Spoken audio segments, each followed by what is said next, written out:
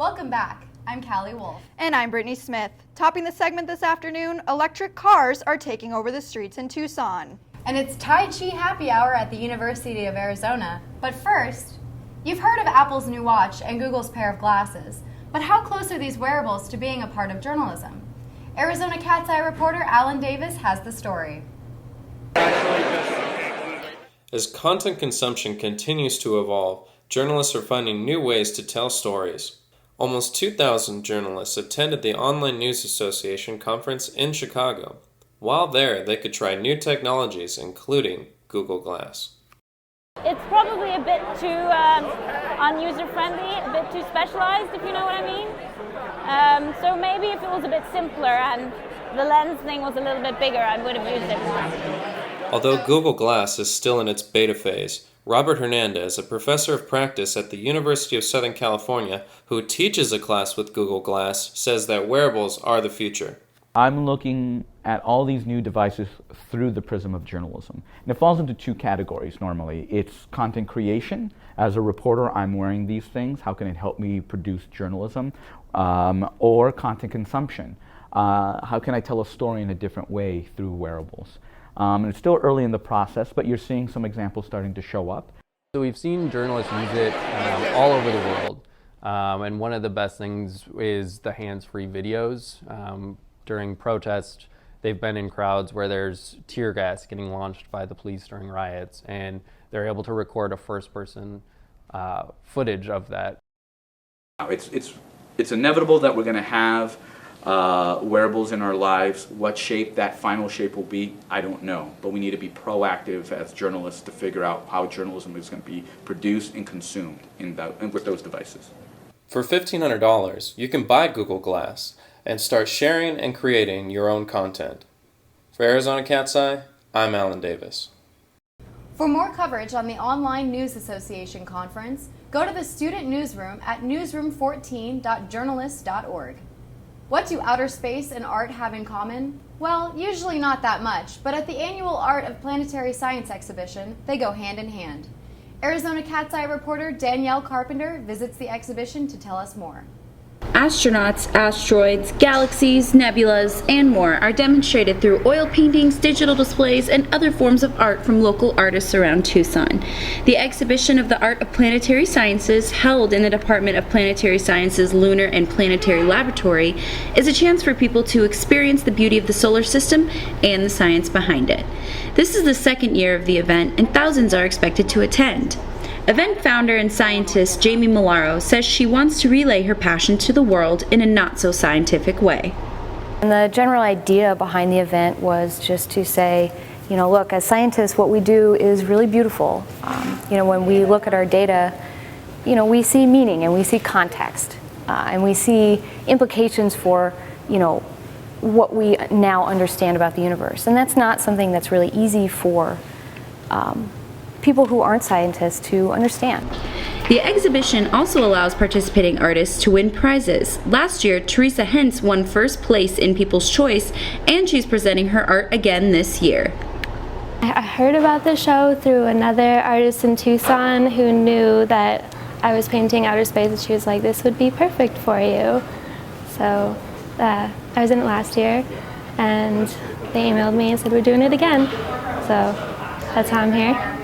But they should definitely come. It's a free event. On Friday night we have telescopes out front, so they can actually look at stars and come inside and see different art of stars. The exhibition was certainly out of this world, and organizers hope the event will inspire local artists to participate next year and that its popularity will keep growing. Reporting for Cat's Eye, I'm Danielle Carpenter. If you're looking for fresh, local fruits and vegetables, look no further than 4th Avenue's Food Conspiracy Co-op.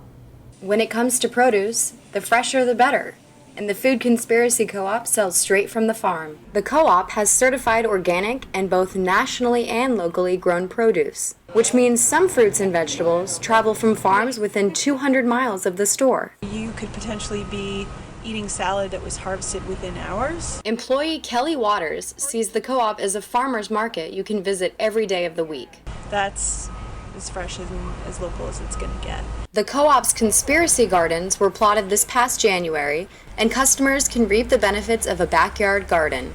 Kale, salad greens, and basil are among the produce they harvest. Local fruits and vegetables tend to be cheaper than produce shipped from states away, and consumers can learn which gardens their groceries come from. Co-op cashier and Tucson native Julie Leanna prefers to go local. I just think it's really cool to know that you're eating from where you're from. I grew up here, so it's really cool to know that there's farms flourishing in the area. The variety of local produce, other healthy food options, and community support make the Food Conspiracy Co-op a one-of-a-kind grocery store in Tucson. Not every advertised local grocer can tell you exactly where their produce comes from. That's why members of the Food Conspiracy Co-op, like Gabriella Gallup, are proud to shop local. I have good products, organic, and this community support too. For Arizona Cat's Eye, I'm Kalli Wolf.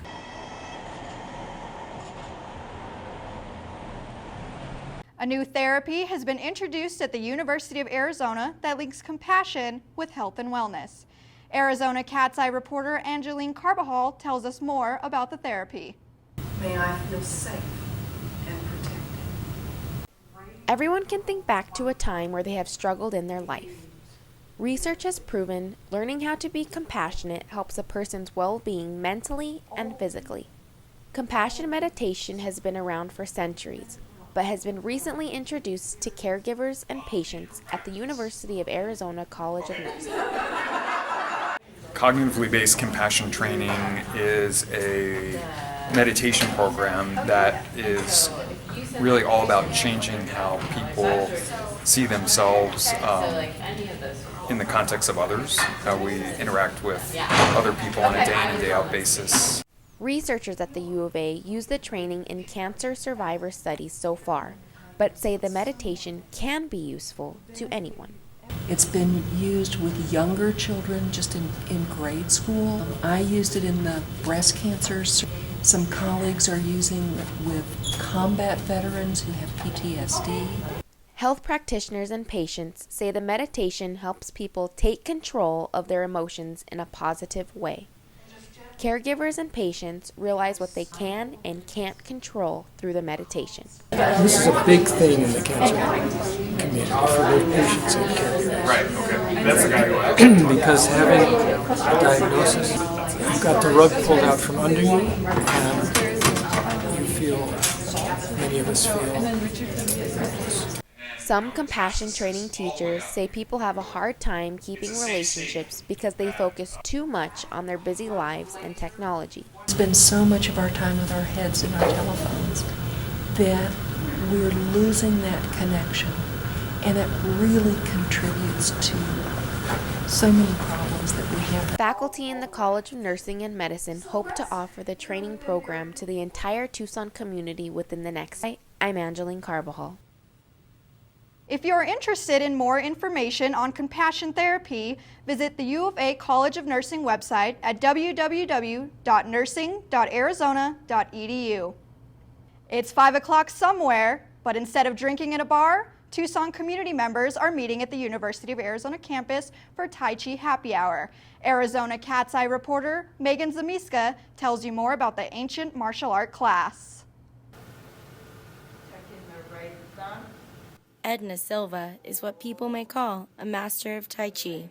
I'm 70 and I can squat down like a Chinese person. I can kick my leg up high. I can do low down postures. I do yoga every day. But that didn't happen without Tai Chi. Silva has been teaching Tai Chi now for over 20 years. Tai Chi is an ancient Chinese martial art practiced for its health benefits and healing powers. There have been 700 studies in the last 20 years on Tai Chi, 700 in the last 20 years, and all of them have shown positive effects. Many of Silva's students at the U of A have already felt the positive improvements of Tai Chi after only taking the class for a couple of months. It's very calming and it's helping my balance. I didn't realize how much I couldn't balance until I started the class, but it's improved since then. People who attend the class enjoy Tai Chi because they are able to work up a sweat, all while reducing stress. There are so many things going on, but it's good to take time to find yourself more and to feel good. I mean, if what you're doing makes you feel happier, makes you feel like a more well-rounded person, then keep on doing that. The sessions are sponsored by the U of A College of Nursing and are open to the public this month every Wednesday from 5:30 to 6:30 p.m. For Arizona Cat's Eye, this is Megan Zamiska.